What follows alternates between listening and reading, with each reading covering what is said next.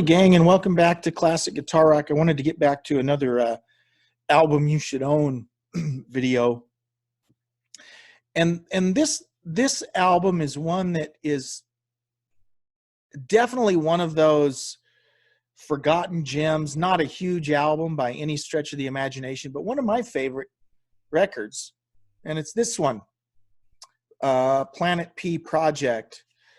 So let's talk about it.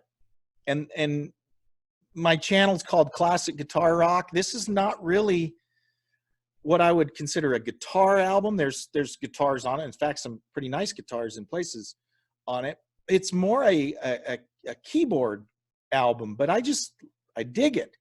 So let's talk a little bit about the history of this. Those of you that are old and remember, like me, and remember the early days of MTV, the single "Why Me" got huge airplay on MTV. And if you remember, this was originally released, the name of the album was originally Planet P. It wasn't called Planet P Project, it was Planet P. For some reason, they changed the name to Planet P Project. I don't remember all the details around that. I think it was a copyright thing or a conflict with something else called Planet P or whatever. But if you find the early versions of this, it's called Planet P. But it became known as Planet P Project shortly after it was released. Planet P Project is the brainchild of Tony Carey. And those of you that are Rainbow fans might remember Tony Carey. Tony Carey was brought into Ritchie Blackmore's Rainbow and played on the Rainbow Rising album, and then he appears on the live album that came out after. Is it called On Stage? Rainbow on Stage? I think it's called On Stage. But Tony Carey plays on those two albums. And I could be wrong, guys, and this doesn't make sense with the discography, but I'm almost sure he appears in one of the Rainbow videos that features Graham Bonnet playing keyboards. I could be wrong, but in my mind, I picture him playing keyboards on either Since You've Been Gone or All Night Long, one of those videos. And I could be wrong, guys, correct me. Someone will know the answer to that question. Though, according to his discography, he did not play on Down to Earth. He did not play in Rainbow during that period, but I could almost swear he's in one of the Rainbow videos that features Graham Bonnet. I could be completely wrong. It wouldn't make sense that he's there with Joe Lynn Turner, because that's even after Graham Bonnet. But I know I've seen Tony Carey in a Rainbow video. He's playing keyboards and singing some background vocals. Anyways, long story. The story goes that Tony Carey in about 1974 was working in a studio next to Ritchie Blackmore, and Blackmore heard him playing and said, "Hey, get that guy over here. I really like that guy. I like his playing." And sure enough, he liked him. They invited him to join the band, and he played on the album. He plays the keyboards on Terror Woman, songs from that era. So good era of Rainbow stuff. Tony Carey plays. I don't know the details, but I've heard every indication I've ever heard about. I don't know the guy personally, obviously, but Ritchie Blackmore sounds like he was a major jerk to work for. And stories I've heard is that he really was not nice to Tony Carey. I don't know all the details. I'll have to dig into that. That's neither here nor there. Tony Carey, great keyboard player, talented guy. Interesting story. This album and his solo album, was it called I Won't Be Home Tonight? Can't remember if that's the name of the album. But he basically had two albums on the charts at the same time. And people didn't even know that Tony Carey was Planet P, right? So he has this project with Geffen Records going on, Planet P, and then at the same time, his Rockshire album, I Won't Be Home Tonight, is charting. That's a great album too. It's definitely a more mainstream rock type album, but a good album.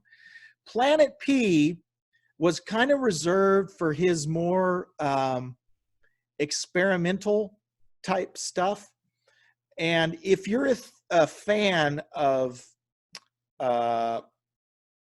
concept albums. I think you'd like this. And this is similar territory to like Major Tom, right? It's about going into outer space and being by yourself and being lonely and isolationism and all kinds of stuff. Kind of, I don't want to say dark, but kind of dark, right? Kind of a theme here that's kind of spacey and sci-fi-ish and time travel-y and all kinds of stuff that if you're a nerd like me, you just kind of dig.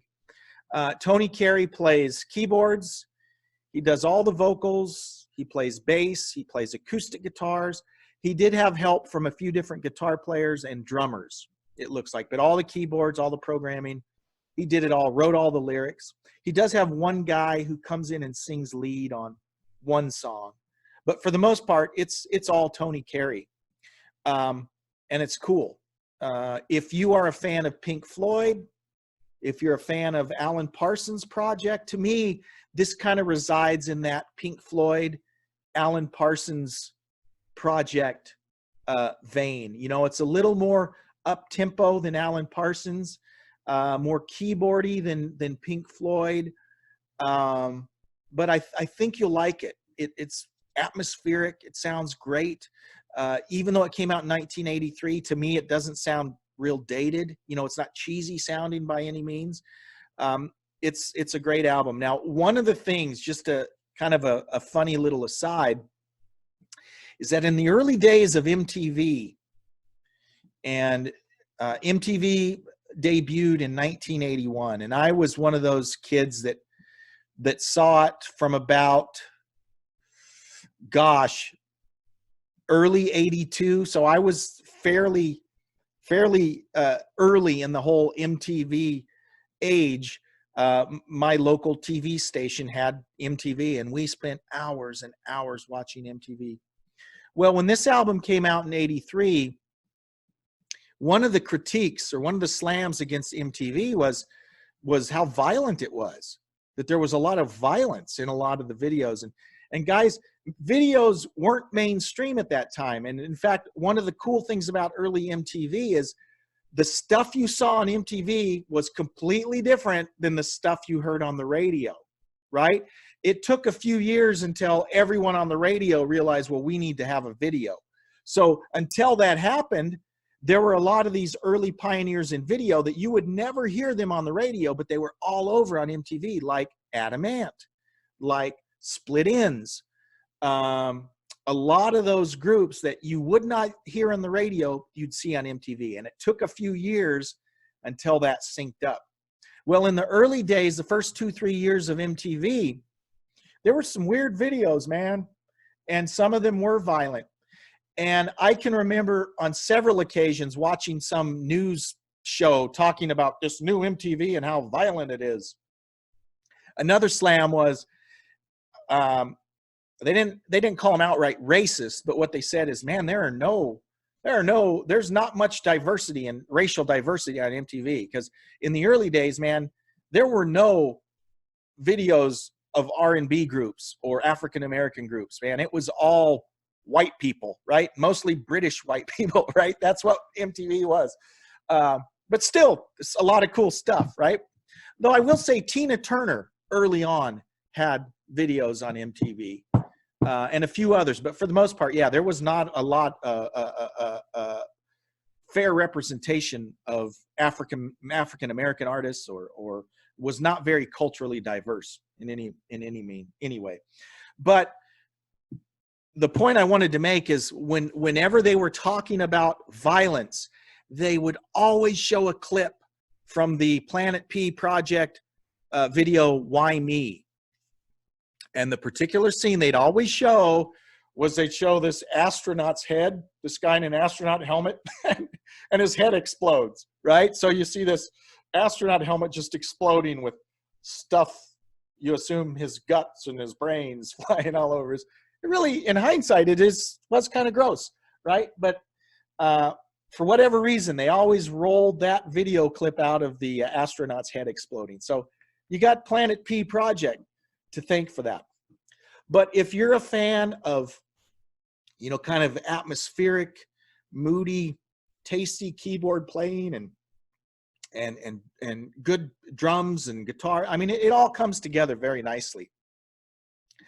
And it's a concept album. So it's a theme from front to back, right? And it's a good listen. It's a good headphone listen. This is one of those albums that I like to listen to in headphones. Tony Carey, very talented guy, not super well known, but doesn't mean it ain't good, right? So if you get a chance to find this on vinyl or a CD, I actually have a CD of this also that I found at a Goodwill store for 50 cents. So I've got backup, right? But this is a great album. This is one that I think you should own. Hey, thanks for watching, and we'll see you on the next episode. See you later. Bye-bye.